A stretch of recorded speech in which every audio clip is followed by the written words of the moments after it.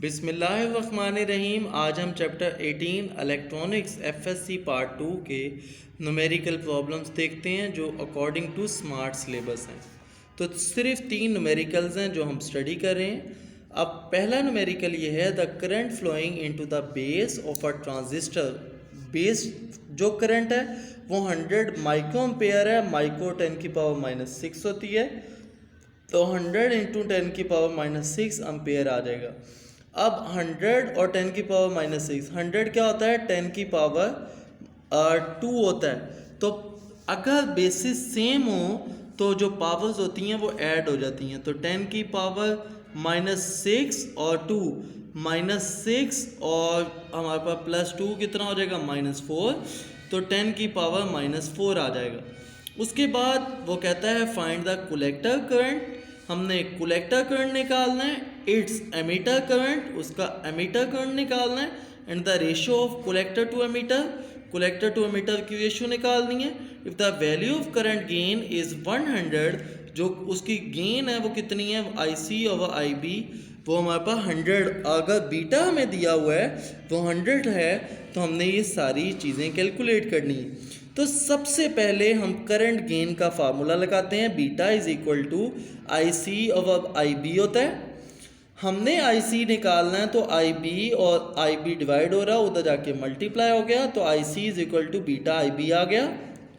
Putting the values we get IC is equal to 100 into 1 cross 10 की power -4 और 10 की power -4 100 क्या होता है 10 की पावर +2, तो 10 की पावर +2 -4 कितना हो जाएगा -2।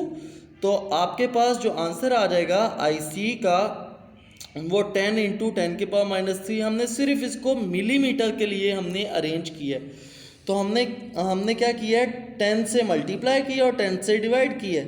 तो जब 10 से डिवाइड किया तो 100 नीचे आ गया, इसकी पावर होती है 1, तो जब ऊपर जाएगा तो 10 की पावर -1 हो जाएगी। तो -2 और -1 -3 होती है, तो -3 मिली को रिप्रेजेंट करती है, तो मिली एम्पेयर आ जाएगा आपके पास आंसर। उसके बाद क्या होगा, हमारे पास ये भी फार्मूला होता है IE is equal to IB plus IC। तो हमारे पास IB की वैल्यू भी गिवन है, IC की वैल्यू भी गिवन है, जस्ट हम इसकी वैल्यूज पुट करेंगे। आपके पास IE is equal to this value जब हमने ऐड की तो 10.1 मिली एम्पेयर में आंसर आ गया।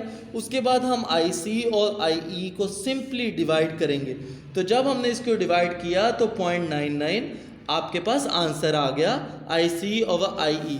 इसके बाद उसके बाद 18.4 है जो स्मार्ट सिलेबस में, calculate the output of operational amplifier as shown in figure.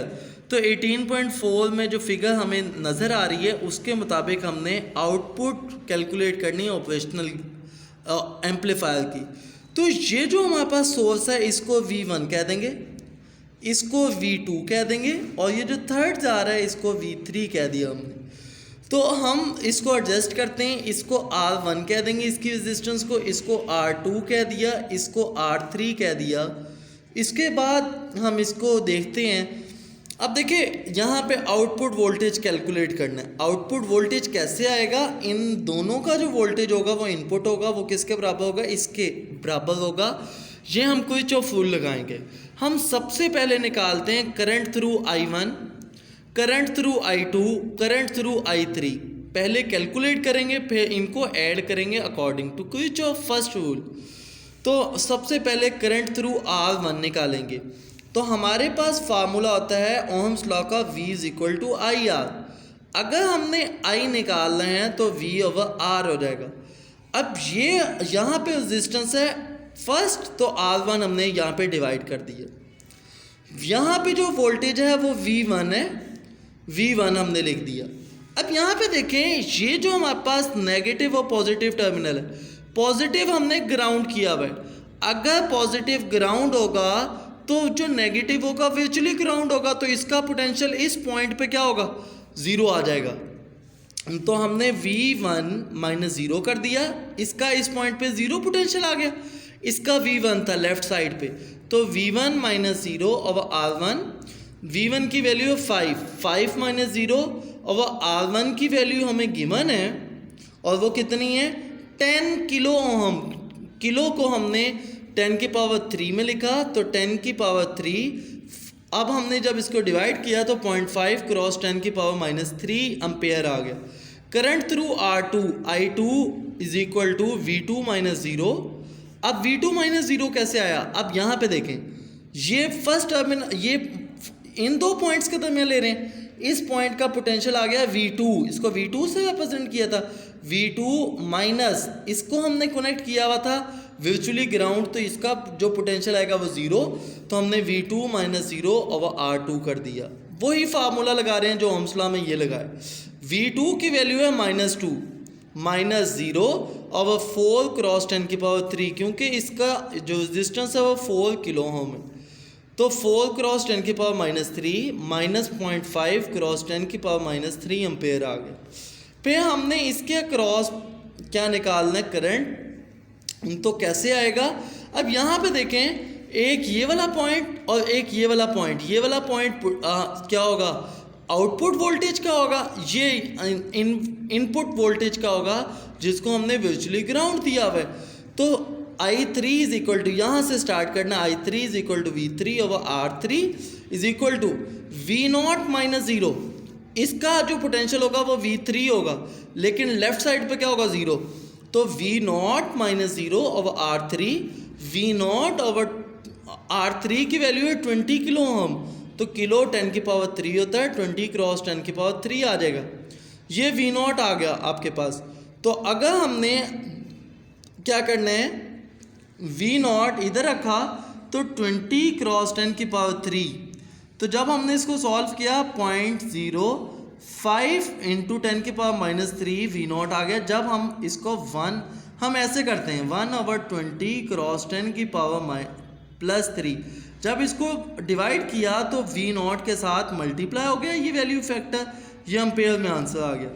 अब क्विच ऑफ रूल लगाते हैं हम एट पॉइंट P, तो I1 plus I2 is equal to I3 होता है। क्यों? क्योंकि जो ये तो इनपुट है I1 I2, ये कहाँ पे जा रहा है? आउटपुट पे जा रहा है। तो I1 plus I2 is equal to I3 के बराबर हो जाएगा। जब हम इसकी वैल्यूज पुट करते हैं, I1 की 0.5 क्रॉस 10 की पावर -3 ये वाली वैल्यू, I2 की ये वैल्यू, I3 की ये वैल्यू थी, हमने ये वैल्यूज पुट कर दी, तो हमारे पास V0 मल्टीप्लाई हो रहा था, इनको हमने ऐड किया तो ये कैंसिल हो गए, और जब ये कैंसिल हुए तो लेफ्ट साइड पे 0 आ गया। 0 इज इक्वल टू 0.05 क्रॉस 10 की पावर -3। जब ये मल्टीप्लाई हो रहा था, दूसरी तरफ डिवाइड किया तो आंसर फिर भी 0 आ गया, तो V0 क्या आ जाएगा? 0। क्यों? क्योंकि अगर ये हमने 0 किया है तो जो आउटपुट होगा वो भी ऑटोमेटिकली क्या हो जाएगा? 0 आ जाएगा। तो इसके बाद last numerical according to smart syllabus, just अच्छा न्यूमेरिकल है, इंपॉर्टेंट न्यूमेरिकल है। Calculate the gain of non inverting amplifier. R1 10 kilo ohm, kilo 10 की पावर 3 होता है। R2 हमें दिया हुआ है, ये सर्किट नॉन इन्वर्टिंग है, तो सिर्फ गेन का फार्मूला लगाएंगे, G is equal to 1 plus R2 over R1। R1 और R2 दी हुई हमें, तो हम जस्ट इसकी वैल्यू में पुट करेंगे, तो 1 प्लस 40 क्रॉस 10 की पावर 3 ओवर 10 क्रॉस 10 की पावर 3, तो ये हाँ 0 0 से कैंसिल हुआ, 10 की पावर 3 10 की पावर 3 से कैंसिल हुई, तो 4 + 1 5 आंसर आ गया। तो यहाँ तक हम अपना वीडियो लेक्चर कंक्लूड करते हैं। अगर आपको ये मेरी वीडियो पसंद आई हो तो लाइक करें, शेयर करें और सब्सक्राइब लाजमी करें।